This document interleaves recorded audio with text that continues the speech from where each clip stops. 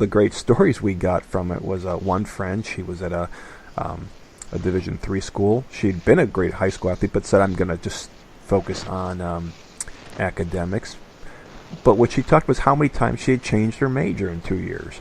And to be honest, I loved that because she was completely at peace with that, wasn't behind, and these were not one-offs. These were pretty severe changes. And this is a girl that definitely is organized, knows what she wants, but as she was being exposed to things, interests were appearing.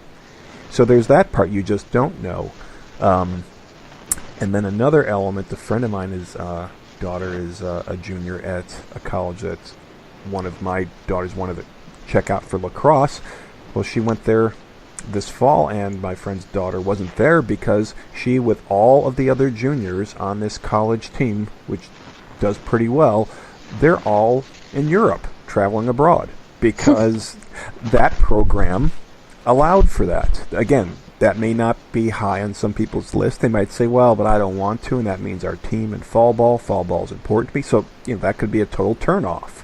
But just those little things, just those two examples of, I want to be in a place where I can change my mind on my major, let alone be allowed to study a major.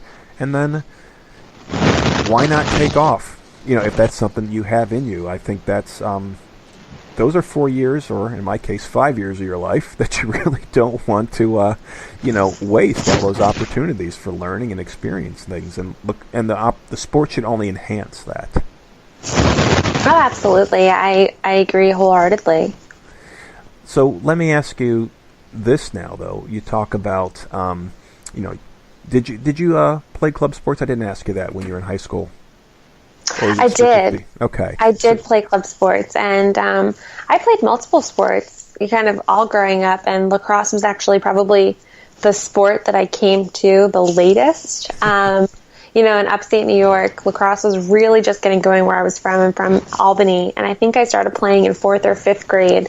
And that's late, I feel like, compared to a lot of other areas in the state of New York. Oh, it is, and that's the scary part when you said it's late as a 4th grader. And I've got, having, again, come from the southeast and the Midwest, that's often where even recently kids are just being introduced to it formally. They've seen it or what have you. And it still doesn't matter. Even it's really, in terms of what they're able to do. But let me ask you this. So for, what you choose and all these things, as a parent here, and I asked this of Lindsey earlier, what do you say to the again, loving but crazy parent who says, well, if my kid's not going to be, getting a decent, scholarship package or getting into these schools, why on earth am I driving, getting these hotel rooms, writing off, these weekends, all this time back and forth, again, the club fees, the equipment, the trips to urgent care, for the ankles and things like that. Why are we doing this?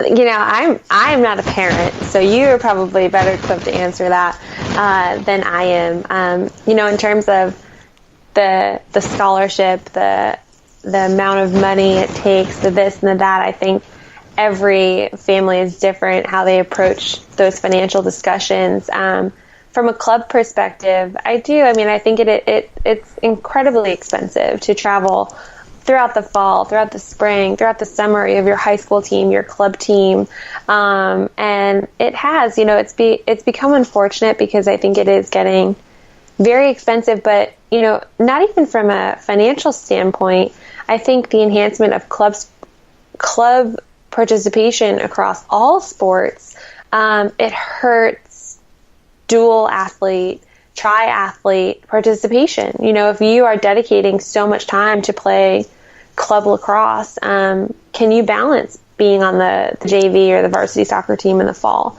Will your coach allow that? I think that in all sports, this is certainly not just unique to lacrosse, club participation increasing.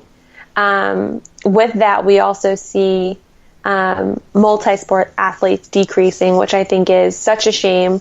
One, I think it's very healthy for kids to be able to go in and out of seasons and have a change, different sports for their, not only for their body, but for their health. And, different teams, learning how to work within different groups of people, learning how to adapt to different roles on different teams. I think you'll be hard pressed out there to find the best player on their soccer team is the best player on their basketball team, is the best player on the lacrosse team. I think it's so important for young athletes to be able to adapt to different roles within a team. Are you the leader? Are you the silent leader? Are you the vocal leader?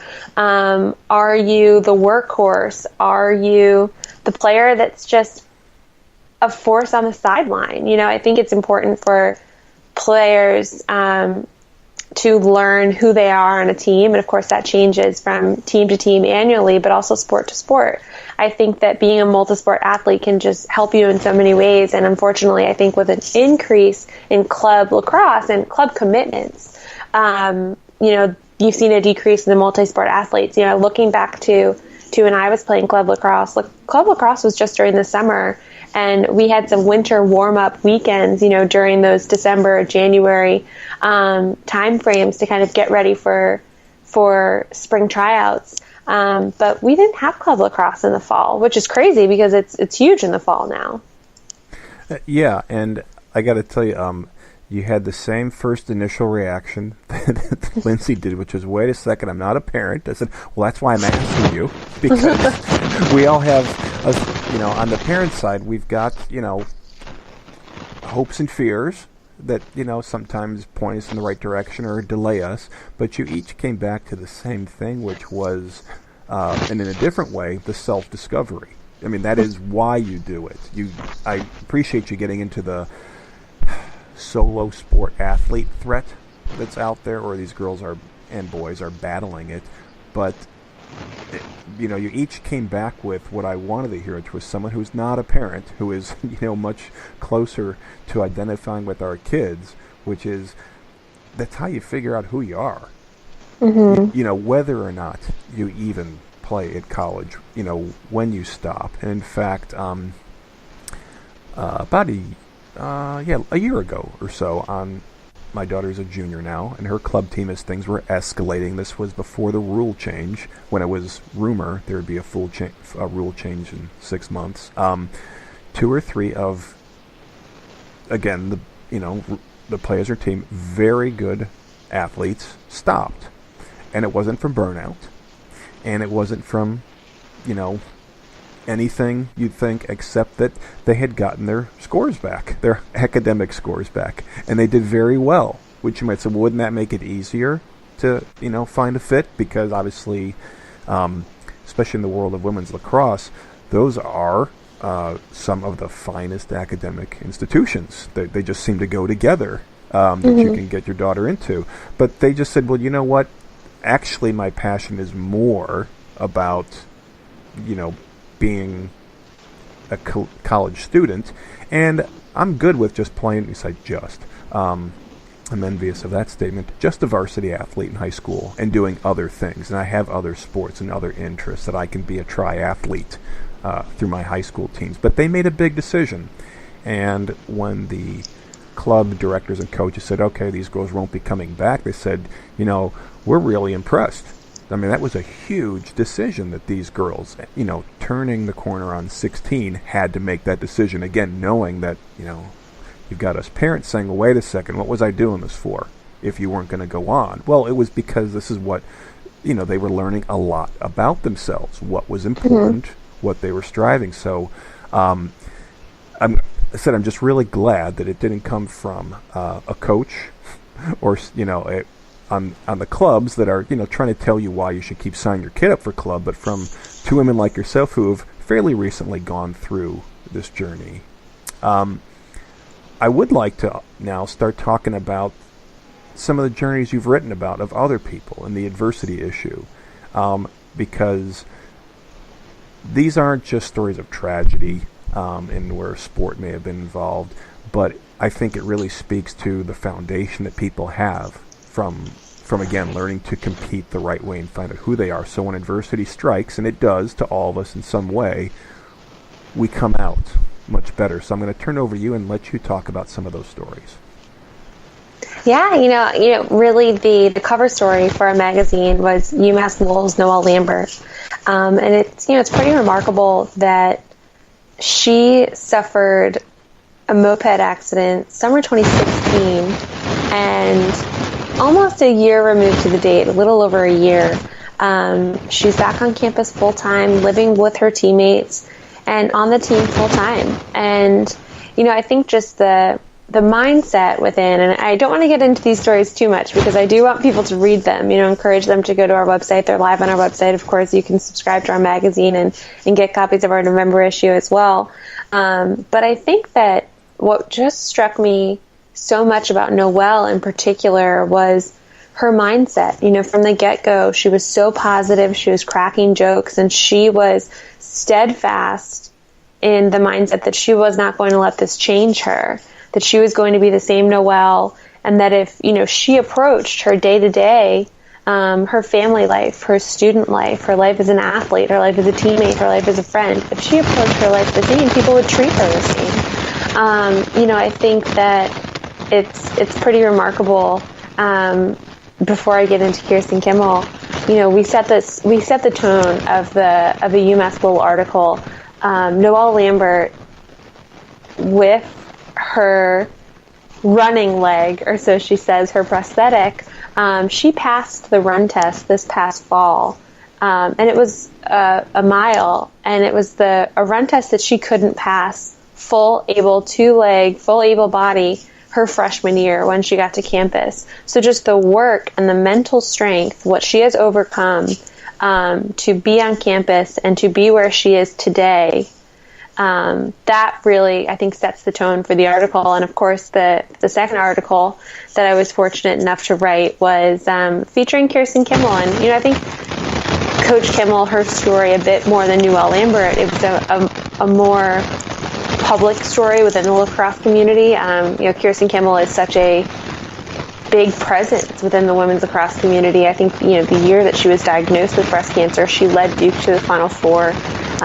She has been the coach at Duke for 20 plus seasons. And she, of course, was a pioneer for the IWLCA within this recruiting rules legislation.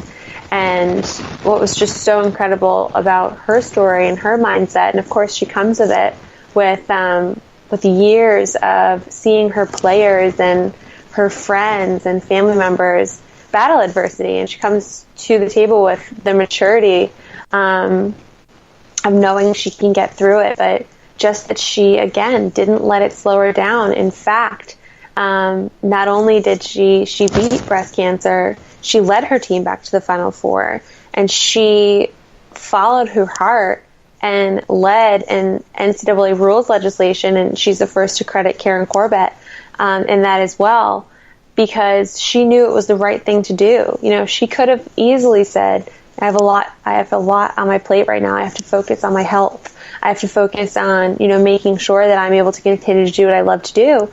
But she didn't do that. She said, this is something I believe in, and despite what I'm going through, I'm not going to let that hold me back. I'm going to, fight the good fight, but I'm going to push this legislation through. So I think that her story, much like Noelle Lambert, I think they're must-read stories. And once again, a credit to these two incredible women for allowing me to tell their story, but being just so candid with me throughout the interview process.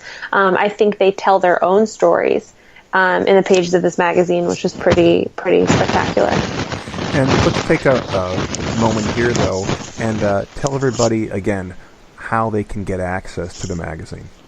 So you can go to our website first and foremost. If you actually just go to InsideLacrosse.com, and you'll find our women's section, or if you just go right to ILWomen.com, that'll navigate you to all of our women's coverage on ILWomen. That's the exclusive landing destination for all of our female-only content, kind of, our ESPNW. And both of the stories are live right on the front homepage of our website. And then, of course, there is a link to subscribe right to the right-hand side of any landing page on our website. You can get a 1-year annual subscription to Inside Lacrosse for, I want to say it's $34 $34.99. And you will get our magazine every month in the mail. Most of our stories that appear in our magazine will, of course,